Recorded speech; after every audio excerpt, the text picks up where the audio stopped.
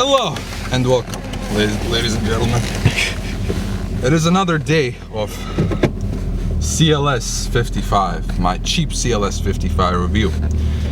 And it's not actually a review, I'm revealing this car. I apologize for my accent, but we gotta work with that throughout this channel. ESP is off, and then we are good to go for a drive. Okay, now, for me to be able to tell you about this car, at first we have to start it rather slowly, because this is what this car is about. It is not only enjoyable to drive this car at higher speeds on the highway, which is actually, this car is very capable at, but this car is also very enjoyable to drive at slow speeds. And it actually does not like doing that. I'm obviously a hooligan. You could call me that, I guess. I don't like that word, but you can call me that because I try to drift everything. And this is no exception. But this car does not like doing that. It has an electronic LSD, but electronic LSD is optimized for not going sideways, but going stable and keeping this car stable at all times. So when I do that, or when I try to slide the car, it initially spins the first wheel, and then if you give it good enough gas, then it's gonna send you sideways. Let's sip on our coffee and take this corner, as I shall tell you that this car is not good in corners, man. This car is equipped with the coilovers, which replaces the faulty hydraulic suspension that is not very good at being reliable.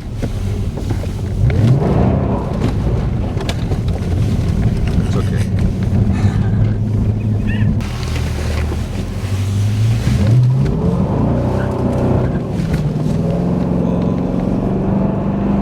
But sometimes it does do that too, you know. It's not always that it does not drift. Sometimes it gives you both of the wheels spinning, which is a good thing. Nah, bro, this shit is too big, so I'm just kind of scared to do it sometimes. Not over here.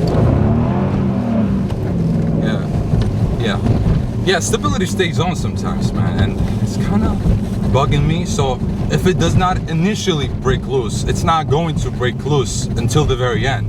And until the car is so heavy, when it breaks loose at the end, it's kind of hard to catch it.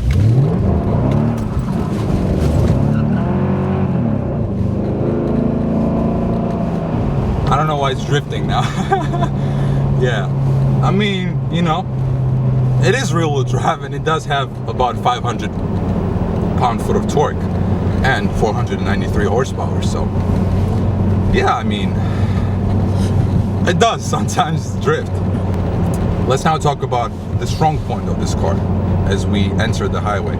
Actually, let's now talk about the weak point of this car that shall not be talked about, but I'm going to talk about it because I'm not a very rich person that's going to buy this car. The fuel. Yeah, this car is not very good. When you go onto the highway and you're spinning about 2,000 RPMs at 70 miles an hour, it's actually not too bad. It does about 18 miles per gallon. And, you know, it's bearable. But when you go out on the streets and you hoon about a little bit, it's gonna go as low as 4 or 5 mpgs, which is, as you will agree, atrocious. Now, how is the steering? How is the transmission? How is the, I don't know, drivability, ergonomics of this car? Well, not very good. This car was designed to be a car. Who keeps paying you, bro? I hear that PayPal. It's a good sound, actually. It's a good sound. And steering is, everything works driver wise, and whatever I can get my hands on, everything works. Transmission is good, the hydraulic steering is good. Sometimes they do like to lock up, the Mercedes systems. This one is good. It's very soft, and it's not talkative, obviously, and it's not good of a sports steering, but it works. Actually, the heated and cooled seats work, which is pretty crazy. And good point. You know, it's good. There's not much wrong with the car when you look at it from that point. But when you look at it from a point of what's wrong with the car, it starts adding up. This car has to be bought from a car geek that appreciates this kind of car. I do not appreciate this kind of car because it's too heavy for me. It does not handle well for me. It's not a good feeling car, you know. I'm gonna go drive a GTI and appreciate that car more, because that car transmits more feeling to me as a driver. So, you know, it smells good, right? Yeah, this one smells good. It smells like an old Mercedes leather. That's a plus. You know, we have a couple of cars at our parking spot right now, and the parking facility that we kind of rent and keep our cars. And we have an old 7 Series over there, and that car smells so good and generic, and even smells, I think, even better than this. Yeah. This car kind of smells like Mercedes leather plus some cologne. You know what I mean? So that's not a good thing. But my point is that newer cars don't have a leather smell anymore. We have also an X5, which is from 2008, 2009. It smells like a Honda. And that will never be the case with the old E38 7 Series. And this car comes from that era, you know. The doors are nice and sturdy. Everything is nice and sturdy. The dash is stitched up and beautiful, and it's all of it is made from the leather, you know. So yeah, but again, cheap AMG needs TLC, needs some work. But engine, transmission, supercharger, everything works perfectly. It has two $2,500 worth of services, which have been completed recently. If my foot is 90% of the way through the gas pedal and not 100, it does not downshift past 2,000 RPMs, and it kind of starts going after it gets into a power band of its peak power. So that's the thing about these transmissions. Even though if you're in a sport mode, and actually I don't think these transmissions are as bad as they're spoken of. I think it suits the car, you know what I mean?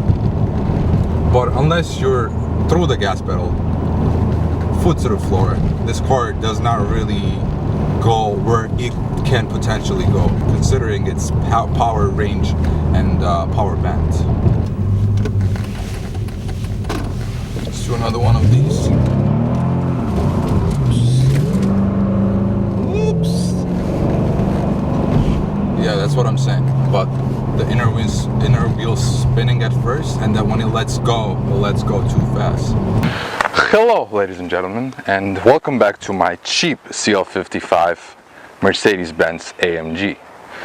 I butchered that CL55 introduction because, well, this car has butchered me a little bit. And in this video I am going to explain why that is the case. Well, I don't want to be overly dramatic or anything, but you know, for us to be able to drive the car, at first we have to say, you know, get in the car and then turn the key. But in this car, if you press unlock button, these flash. But why did it open now? Oh yeah, I remembered. They do not close the driver's door. When you push the close, they do not close the driver's door. So if you lock the driver's door, you have to use this. I will showcase that right now. Yep. So is the ownership of this AMG. You never know. Right. Door is locked. I depress the unlock button. Does not open. I have to use the keys, which come out of here, and it looks like this. You probably cannot even see it from there, but it's okay. You know, AMG ownership. Compromises make whatever.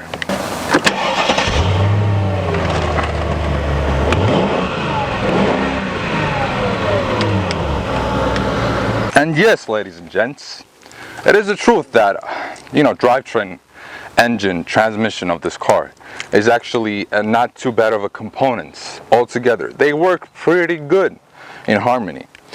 When you get to drive the car, well, things around it and components around it, which do not happen to be driving components and happen to be maybe electronics, maybe some other things of the car, you know, they're an absolute nightmare. Let me show you. I have just opened the hood, or if you will, the bonnet of my cheap CL55 AMG. And you might be saying, Constantine, you're saying Constantine drives, bro. You're saying that engine and transmission of this car is good to go. And that is the truth, actually. This car has been serviced with the own money of the owners of no less than $3,000. It has new pulleys, it has new oil gasket, new oil housing, oil filter housing, all the things that may go wrong in the time period of this set. But the reason why I opened this bonnet, let me show you, is I have to grab the camera without, for me to be able to. There we go. Okay, let me see. Do you see those right there? That's not stock suspension. That is aftermarket coilover suspension. That does not suit this car. Well, you might be saying, yeah, it does replace the faulty hydraulics. Yeah, that's exactly my point. The suspension on this car just does not work. So this car has had it replaced with the yellow speed coilovers, and now it rides like shit, to be honest. It's very stiff, does not suit the car. And welcome to the interior of my 2003 cheap CL55 AMG. And this is where this car is actually not too bad, but it does have some of its faults, which I should showcase to you guys. Number one, this car doesn't have many plastics, but if it does, it has been broken. This has to open by the clip. It does not have a clip. It's actually not too bad, but wood has been cracked and these little pieces come off, and you know, it ain't perfect, you know what I mean? Also, the head unit does not work. I don't know why Mercedes head units go bad so easily. The radio has been broken and the amp needs to be changed. So, what's up with that? I don't know. Comment below. What's up with that, guys? Yeah. Another defect of this car would be its body. Now the good thing is that Mercedes used very good components for its body, and for it to be lighter weight that it was supposed to be. This car actually weighs only 4,085 pounds rather than it weighing at about 5,000 pounds. And as you can see, it has no rust, but the paint, the clear coat has come off from the rear bumper. Well, I personally haven't seen this in any other Mercedes. I don't know why that is the case. Very expensive car that once sold at $110,000, but that's the thing. I don't know what kind of life that this car lived at. So, you know, it is not for me to criticize. And yes, body roughness does not end there. Continues from here. This seems to be fiberglass, and then if it's broken, this happens. Not very pretty. I don't know what happened to these, but yeah, duct tape, that's a fix. On this side also some duct tapes. The calipers look astonishing actually. The wheels also are about $2,000. So yeah, I basically just paid for wheels, coilovers, and some calipers. What I got this car for. Yeah, so that is it, you guys. Let me know what you guys think about this car. Let me know if I should keep it, if I should sell it. I probably will not listen to you about keeping this car because I'm very scared of it, for it to break into my hands and then my hands will not be able to fix it. So whoever's hands are able to fix this car, well, that man shall buy it. And so with that being said, ladies and gents, let me know what you guys think of it. It's actually really fast car, and somehow a fun car to drive too. So with that being said, ladies and gentlemen, I'll see you in the next one. Stay tuned, take care, keep quarantining and chilling, and yeah.